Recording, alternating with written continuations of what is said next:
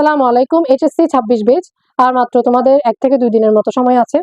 এই শেষ সময়ে ম্যাক্সিমাম স্টুডেন্ট বিভিন্ন ধরনের ভুল করে থাকে এবং যেহেতু বাংলা প্রথম পত্র তোমাদের এইচএসসি পরীক্ষার প্রথম পরীক্ষা, তো এই প্রথম পরীক্ষায় ম্যাক্সিমাম স্টুডেন্ট যে ভুলগুলো করে থাকে আজকে আমি সেই ভুলগুলো নিয়ে আলোচনা করব।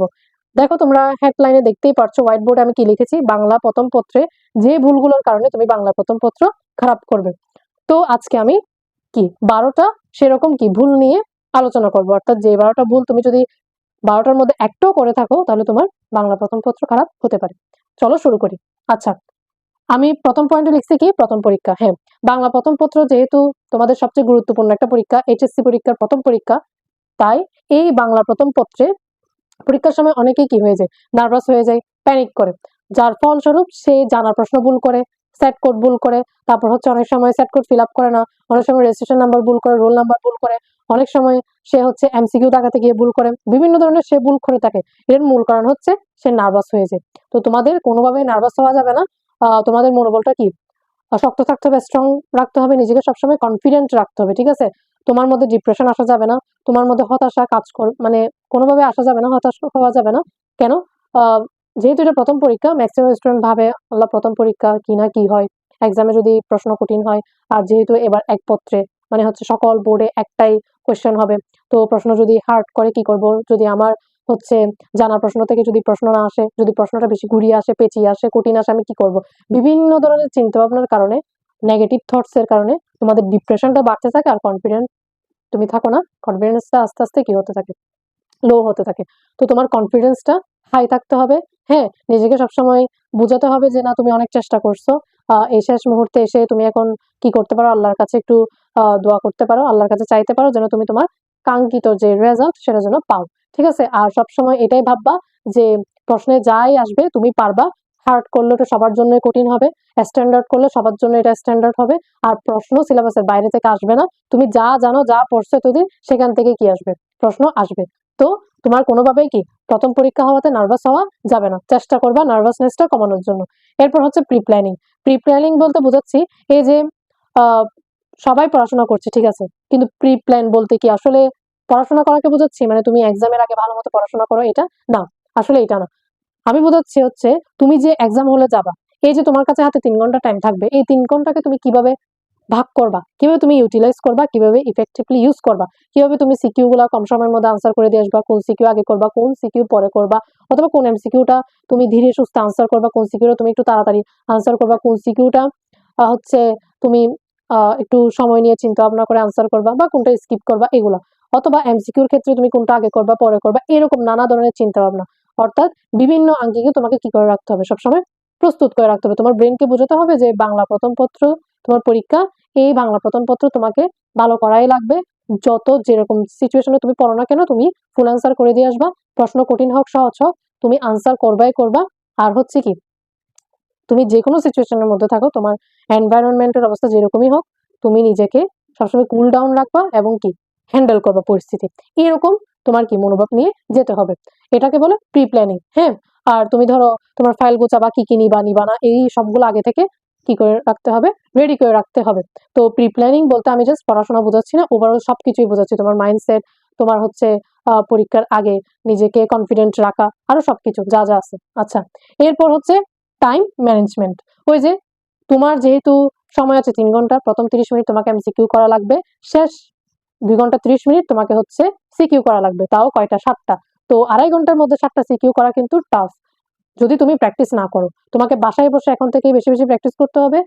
প্রতিদিন, যেহেতু মাত্র আর 2 দিন আছে, 1 দিন আছে এরকম, তো তুমি একটা কাজ করতে পারো, তুমি হচ্ছে 1 ঘন্টা টাইম ধরে ধরে 2টা করে সিকিউ তুমি কি করবা, আনসার করার ট্রাই করবা, ঠিক আছে? তুমি ক, খ, গ, ঘ সুন্দর করে একটা সুন্দর ফরম্যাট তুমি কি করবা, সবগুলো আনসার করবা।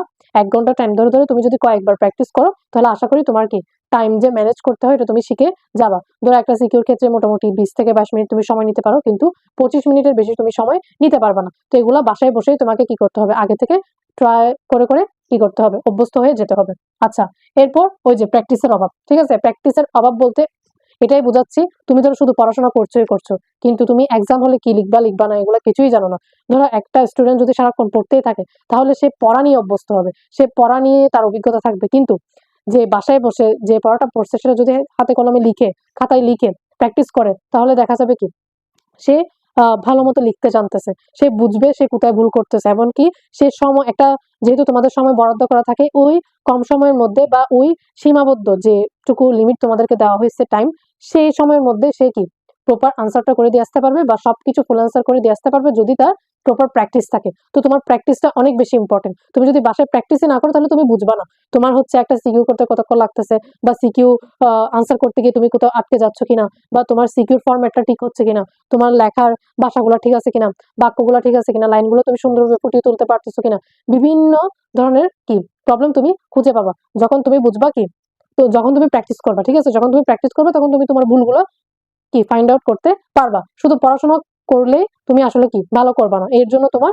কি পর্যাপ্ত অনুশীলনের দরকার। আচ্ছা, এরপর হচ্ছে ওই যে সৃজনশীল লেখার ধারণা নেই, তুমি প্র্যাকটিস না করলে ধারণাও পাবা না। তো তোমার সৃজনশীল অবশ্যই ধারণা রাখতে হবে। একটা সিকিউ তুমি কিভাবে করবা, ক খ, তারপর হচ্ছে গ ঘ কিভাবে আনসার করবা, কত পেজ লিখবা, তারপর হচ্ছে কতটুকু টাইম দিবা, এগুলো যদি তোমার ধারণাই না থাকে, আইডিয়াই না থাকে, তাহলে তুমি কিভাবে লিখবা?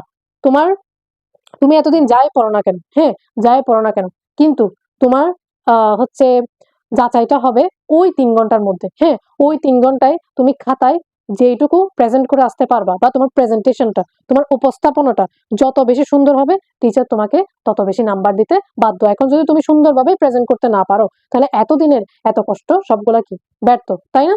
তুমি পড়াশোনা করছো, এটা তো টিচার দেখতেছে না, এটা আর কেউ দেখতেছে না। তোমার দিন শেষে কোনটা দেখবে? তোমার হচ্ছে রেজাল্ট। তুমি তোমার রেজাল্ট শিটে, মানে তোমার শিটে তুমি কত মার্ক পাইছো, তুমি কি গোল্ডেন এ প্লাস পাইছো কিনা, বা তুমি জিপিএ 5 পাইছো কিনা, এটাই সোসাইটি দেখবে, এটাই তোমার মা বাবা দেখবে।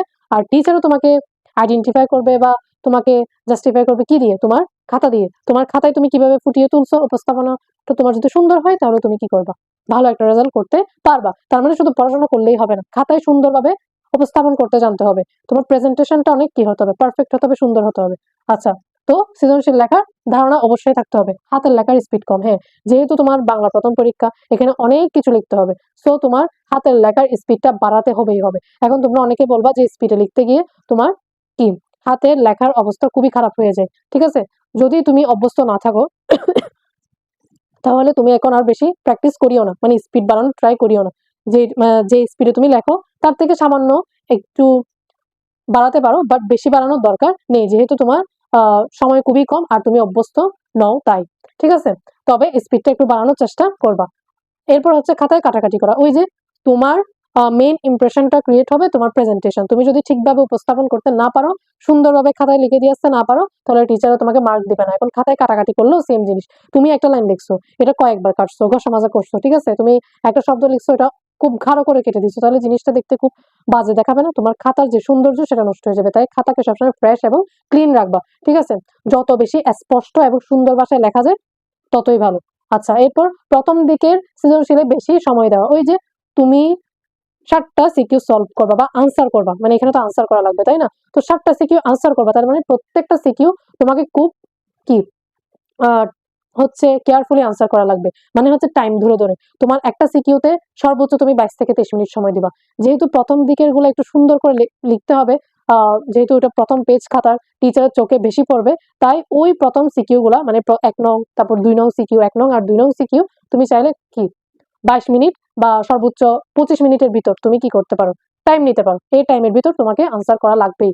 3 নাম্বার, 4 নাম্বার, 5 নাম্বার তুমি 21 মিনিট বা 22 মিনিটের মধ্যে শেষ করবা। 3, 4 আর 5 নং সৃজনশীল। 6 নং এবং 7 নং তুমি 1 নং এবং 2 নং সৃজনশীলের মতোই টাইম দিবা। 6 নং এবং 7 নং, অর্থাৎ 1 নং এবং 2 নং ঠিক যেভাবে তুমি আনসার করবা সুন্দরভাবে, 6 নং এবং 7 নং যেন সেভাবেই কি করতে পারো, ফিনিশ করতে পারো, সেভাবেই তুমি কি লিখে দিয়ে আসতে পারো। অর্থাৎ 1 নং এবং 2 নং সিকিউতে তুমি যতটুকু লিখবা বা যত পেজ যাবে, 6 নং এবং 7 নংও ঠিক ততটুকুই যেন কি পেজ তুমি লিখে দিয়ে আসতে পারো। ঠিক আছে, সময়ও ঠিক সেম ভাবেই তুমি দিবা। অর্থাৎ 1 নং 2 নং এর সিকিউ সুন্দর হতে হবে, 6 নং এবং 7 নং এর সিকিউ সুন্দর হতে হবে। তো এখন দেখা যায় অনেকে 1 নং 2 নং 3 নং এই প্রথম দিকের কয়েকটা সিকিউতে 25 মিনিটেরও বেশি দিয়ে দেয়, কারণ ওই যে সুন্দর করে লিখতে হবে। তো তুমি সুন্দর করে লিখতে গিয়ে বাকি সিকিউ গুলো তো তুমি আনসার প্রপারলি করতে পারতেছো না। ধরো অনেকের দেখা যায় 7 নং এর গ করতে পারে নাই, 7 নং এর ঘ করতে পারে নাই, বা ঘ এর অর্ধেক অংশ করছে, বাকি অর্ধেক অংশ করতে পারে নাই, তো এখানে তো মার্ক চলে যাবে। তো তুমি যতই সময় নিয়ে দাও, যতই তুমি সুন্দরভাবে লেখো মার্ক তো 10ই। তুমি 10-এর চেয়ে কি একটা সিকিউতে বেশি পাবা? পাবা না। তো তোমার এত বেশি লেখার দরকার কি? গতে তুমি 1.5 পেজ থেকে সামান্য বেশি লিখবা, আর হচ্ছে ঘতে তুমি 2 পেজ থেকে সামান্য বেশি লিখবা। এত বেশি লেখার তো দরকার নেই। 3 পেজ 4 পেজ এরকম তো কেউ লিখতে বলেনি। তাহলে তুমি চেষ্টা করবা মোটামুটি টাইম দিতে, 1 নং 2 নং টাইম দিবা, বাট বেশি না, যেন তুমি 6 নং 7 নং প্রপারলি লিখে দিয়ে আসতে পারো। আচ্ছা, এরপর হচ্ছে এমসিকিউতে তাড়াহুড়া করা, নিজের অজান্তে ভুল করা। ওই যে তুমি ধরো 30টা এমসিকিউ করবা, এখন অনেকের সমস্যা হচ্ছে অনেকেই সিরিয়ালি সবগুলা আনসার করে যেতে চায়। ধরো 1 নং করছে, 1 নং এমসিকিউ শেষ, 2 নং করছে, 3 নং করছে, 4-5-এ গিয়ে হঠাৎ করে আটকে গেছে। ওই 4-5-এ কেন আটকাইছে ওখান থেকে আনসার বের করা লাগবে। দরকার পড়লে বান্ধবী থেকে জিজ্ঞেস করবে, দরকার পড়লে আশেপাশে যে কারো কাছ থেকে সে আস্ক করে আনসারটা মানে সে জানবে এবং উত্তরটা সে করবেই, ঠিক আছে। কিন্তু ওই যে ওইটা জানার আগ্রহে বা হচ্ছে ওইটা তোমার আনসার করতেই হবে, এই কারণে ওর কয় মিনিট সময় নষ্ট হয়, ধরো 2 মিনিট বা 1 মিনিট সময় নষ্ট হয়ে যায়। তো এই সময়টুকুতে তো সে চাইলে তার যে জানা প্রশ্নগুলো সেগুলো উত্তর করতে পারতো, তাই না? তো এখন দেখা যায় ওই যে যেটা জানে না সেটা নিয়ে পড়ে থাকে, যার ফলস্বরূপ সে কি বাকি এমসিকিউ গুলো তাড়াতাড়ি করে সময়ের মধ্যে শেষ করতে হবে, তাই তাড়াতাড়ি করে করতে যায়। এবং ধরো সে 14 নং এর কোন একটা প্রশ্ন করতেছে, 14 নং এর প্রশ্নটা সে ভালোভাবে পড়েনি, না পড়ে উত্তর করে দিছে। পরে যখন একটু ভালোভাবে খেয়াল করলো, দেখলো যে এটার উত্তর তো আরেকটা হবে, এরকম। অথবা সে 15 নং এর কোন একটা প্রশ্নের উত্তর করতে গেছে, সেখানে আনসার হচ্ছে খ, সে দাগিয়ে ফেলছে গ, বা সে অন্য একটা নং এ গিয়ে দাগিয়ে ফেলছে, মানে 15 নং এর আনসারটা সে 16 নং এ দাগিয়ে ফেলছে। তাহলে দোষটা কার? দোষটা তো তারই, তাই না? এখন এগুলো তো আর কি করতে পারবে না, ঠিক করতে পারবে না, সমাধান এটার নাই, তার মানে আনসারটা ভুল, তার মানে তার সেখানে মার্ক কাটা, ঠিক আছে। এটা তো অ্যাডমিশন না, না হলে নেগেটিভ মার্ক যেত, কিন্তু সে মার্ক পাবে না, অর্থাৎ যে 1 মার্ক পাওয়ার কথা সে 1 মার্ক পাবে না। তো তোমার অবশ্যই খেয়াল রাখতে হবে যে এমসিকিউ গুলো তুমি পারতেছো না, সে এমসিকিউ গুলো পরে করো, পরে করো। কিন্তু যে 15টা বা 20টা অ্যাটলিস্ট এমসিকিউ তুমি পারতেছো, খুবই ইজি প্রশ্ন বা তোমার জানা থেকে আসছে, কমন আসছে, সেগুলাই তুমি আগে কি করবা? আনসার করবা। দেন যেগুলো পারতেছো না, একটু চিন্তা ভাবনা করা লাগতেছে, সময় লাগবে, সেগুলো তুমি একটু টাইম নিয়ে করো, ঠিক আছে। যেমন বহুপদী হতে পারে, অথবা হতে পারে হচ্ছে এমন একটা এমসিকিউ দিল যার 4টা অপশনই সেম মনে হচ্ছে, তাহলে এই ধরনের এমসিকিউ গুলো একটু টাইম নাও, একটু টাইম নিয়ে দেন তুমি কি করো? আনসার করো, হ্যাঁ, একটু চিন্তা ভাবনা করো। কিন্তু তোমাদের সমস্যা হচ্ছে তোমরা সিরিয়ালি করতে যাও সবগুলো, 1টা 2টা 3টা এরকম করে, মাঝখানে কোনো একটা আটকে যাও, ওইটা দিয়েই পড়ে থাকো, ওইটা নিয়েই পড়ে থাকো। তোমার হচ্ছে যতক্ষণ পর্যন্ত ওটার আনসার বের করতে পারবে না, ততক্ষণ পর্যন্ত তুমি এখান থেকে সরবা না। পরে দেখা যায় তোমার হচ্ছে ওই যে বাকি যে এমসিকিউ গুলো থেকে যায়, সেগুলো তোমার জানা ছিল কিন্তু সময়ের কারণে তুমি তাড়াহুড়া করছো, ভুল করে ফেলছো, বা তুমি আনসার করতে পারোনি। তো চেষ্টা করবা যে এমসিকিউ গুলো তুমি পারতেছো না সেগুলো তুমি আপাতত স্কিপ করো, যে কয়টা তুমি পারো, তোমার কমন আসছে, সেগুলো তুমি আগে আনসার করো। তাহলে দেখা যাবে তুমি কম সময়ের মধ্যে 30টা তুমি কি করতে পারছো? টাচ করতে পারছো, আনসার করতে পারছো। এরপর হচ্ছে ক খ না পারা। ওই যে তুমি যে কোনো একটা সিকিউ করো না কেন, তোমার ক খ মাস্ট পারা লাগবে। তোমার আহ টিচারের কাছে একটা গুড ইমপ্রেশন ক্রিয়েট হবে তখনই যখন তুমি ক খ পারছো। ধরো তুমি ক পারোনি, 0 পাইছো, খ তে তুমি 1 পাইছো, তাহলে নিঃসন্দেহে তুমি গ এবং ঘ তে গিয়েও কম নাম্বার পাবো। অর্থাৎ তখন দেখা যাবে তুমি 10-এর মধ্যে পাইছো কত? 5 অথবা 6। কেন বলো তো? কারণ তুমি ক খ পারোনি ভালো মতো। এরপর হচ্ছে ক খ গ ঘ 1 প্যারা, ঠিক আছে। খ তে হচ্ছে তোমার 2 প্যারা, গ তে হচ্ছে 3 প্যারা, ঘ তে হচ্ছে তোমার 4 প্যারা, তাই না? তো এখন প্রত্যেকটাতেই তো প্রথম প্যারা তোমাকে দিতে হবে। এখন তুমি যখন খ তে তো সরাসরি জ্ঞানমূলক তোমাকে উত্তর করতে হবে, একটা সঠিক উত্তর তোমাকে দিতে হবে। তো এখন খ তে তুমি যদি সঠিকভাবে উত্তর করতে না পারো, তাহলে তুমি এখানে 0 পাবা। খ তে তুমি যদি প্রথম প্যারাটাই ভুল লেখো, অর্থাৎ যে প্রশ্নটা করছে সেই প্রশ্নের প্রথম উত্তরটা তোমার ঠিকভাবে দিতে হবে প্রথম প্যারাতে, তুমি যদি সেটাই ভুল করো তাহলে তুমি খ তে 1 পাবা, ব্যাখ্যা হয়তো কোনো রকম পাবা 1, কিন্তু ওই যে প্রথম প্যারাতে তুমি 0 পাবা, ঠিক আছে। তারপর হচ্ছে গতেও তুমি প্রথম প্যারা ঠিকভাবে তুলে ধরতে পারো না। ধরো উদ্দীপকে কোনো একটা ঘটনা তুলে ধরছে, তোমার পদ্য বা গদ্য থেকে কোনো একটা বিষয়ের সাথে সাদৃশ্যতা চাইছে, বলছে অমুক গদ্যের সাথে বা উদ্দীপকের অমুকের সাথে তোমার এই হচ্ছে পদ্যের কোন বিষয়ের সাথে সাদৃশ্যতা, বা হচ্ছে কোন বিষয়ের সাথে সাদৃশ্যপূর্ণ, বৈসাদৃশ্যপূর্ণ বা মিল রয়েছে, বা কোন বিষয়টি ফুটে উঠেছে, এরকম বিভিন্ন ধরনের প্রশ্ন গতে করে থাকে। এখন তুমি বিষয়টাই তুলে ধরতে পারো না, কোন ঘটনার সাথে মিল বা প্রেক্ষাপট কোনটা, এটাই তুমি তুলে ধরতে পারো না বা ভুল দিছো, তাহলে তোমার এখানেই 1 নাম্বার কাটা। তো তুমি যদি বিষয়টাই ভুল দাও, তাহলে তুমি বাকি যতই ব্যাখ্যা দাও, যতই তুমি উদ্দীপক বিশ্লেষণ করো, যতই তুমি পদ্য বা গদ্য থেকে বিষয়গুলো তুলে ধরার চেষ্টা করো, তুমি নাম্বার কম পাবা বা তুমি পাবাই না বলতে গেলে। ঘ তো ঠিক সেম। তো তোমার অবশ্যই প্রথম প্যারাটা ঠিকভাবে লিখতে হবে, কোন বিষয়বস্তু তুলে ধরতে বলছে বা কোন বিষয়টা ফুটে উঠছে এটা ঠিকভাবে তুলে ধরতে হবে। আর ঘ তে যে মতবাদটা দেয় সেটা যথার্থ কিনা সেটা ঠিকমতো প্রকাশ করতে জানতে হবে, যথার্থ কেন সেটাও তুলে ধরতে হবে, কোন বিষয়টার কারণে এটা যথার্থ সেটা তোমাকে মিল রেখে কি করতে হবে, প্রথম প্যারাতে ফুটিয়ে তুলতে হবে। যদি তুমি এগুলো ঠিকভাবে তুলতে না পারো তাহলে তুমি কি নাম্বার পাবা না, ঠিক আছে। এরপর হচ্ছে এক্সট্রা পেজ, ওই যে আমরা লুজ পেজ নিই না, এখন বাংলা প্রথম পত্র লেখা তো অনেক বেশি, তো তোমার পেজ তো অবশ্যই নিতে হবে এক্সট্রা পেজ। এখন সমস্যা হচ্ছে তুমি যে লুজ পেজ গুলো নিবা সেগুলো তুমি নাম্বারিং করো না, অর্থাৎ ধরো তুমি প্রথম পেজ নিলা, লুজ পেজ তুমি এক দাও নাই, তুমি মার্ক করো নাই, এক দিয়ে মার্ক করো নাই, তুমি সেকেন্ড পেজ নিছো, তুমি 2 দিয়ে মার্ক করো নাই, যার কারণে যখন ওই যে যারা পিন আপ করবে তারা যখন তোমার খাতাটা পিন আপ করতে চাইবে, ঠিক আছে আঙ্কেলরা, তখন দেখা যাবে তোমার কি হবে, তখন তোমার ওই যে লুজ পেজ গুলো তুমি সাজানোর ট্রাই করবা, গোছানোর ট্রাই করবা, কিন্তু দেখা যাবে ধরো তুমি 3 নাম্বার যে পেজটা নিছো সেটা তুমি 1 নাম্বারের সাথে দিছো, 2 নাম্বারটা 3 নাম্বারের পরে দিছো, এরপর তুমি ধরো 4 নাম্বার দিছো, এভাবে 1 নাম্বারের পর তুমি 3 নাম্বারটা দিয়ে দিছো, এরপর 2 নাম্বার দিছো, এরপর 4 নাম্বার দিছো, অর্থাৎ এলোমেলো ভাবে গুছাইছো, যার ফলে তোমার কি হবে, পেজগুলো এলোমেলো হয়ে যাবে, টিচারও ঠিক মতো কাটতে পারবে না, এরপর কি হবে, তুমি নাম্বার পাবা না।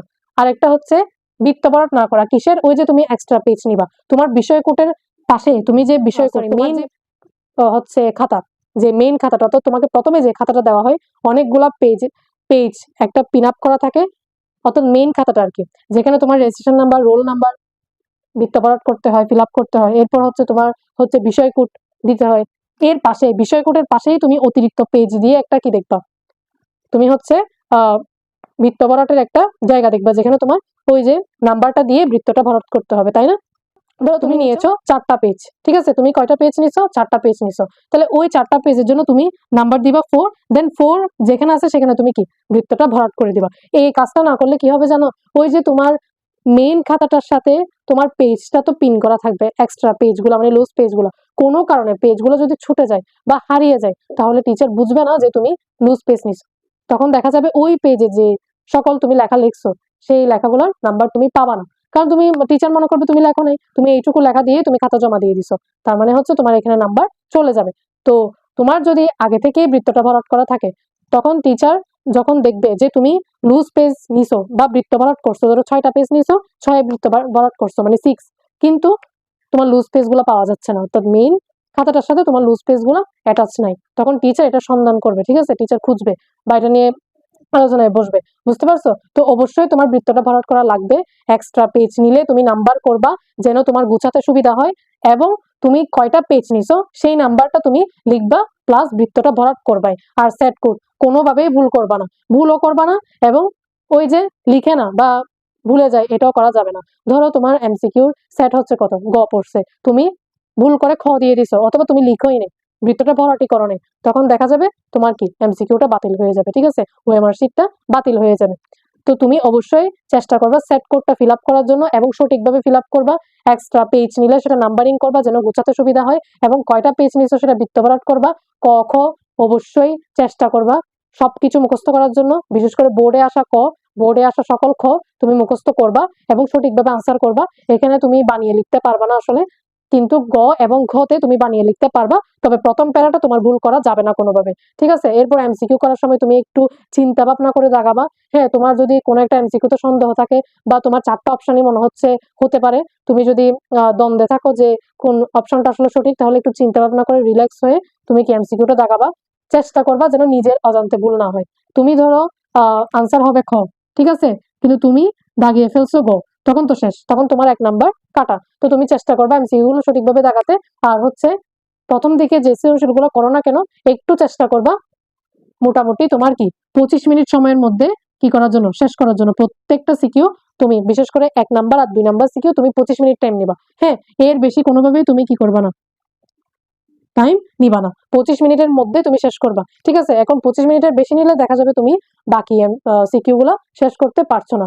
আর ক খ গ ঘ কোনো অংশই বাদ দিবা না। ধরো তুমি 7 নং এর শেষে গিয়ে ঘটা লিখতে পারবা না, 5 মিনিট সময় আছে, তুমি যদি লিখো তাও তুমি 2টা প্যারা লিখতে পারবে, ওই 2টা প্যারা লিখে আসো। কিন্তু তুমি যেহেতু ফুল আনসার করতে পারবা না, মানে হচ্ছে ঘ তুমি ফুল লিখে দিয়ে আসতে পারবা না, অনেকে সেটা মনে করে ঘটা আর টাচই করে না, 5 মিনিট আমি আর কি লিখবো, কিন্তু 5 মিনিটও যদি তুমি একটা প্যারাও লিখতে পারো তাও তুমি 1 নাম্বার পাও।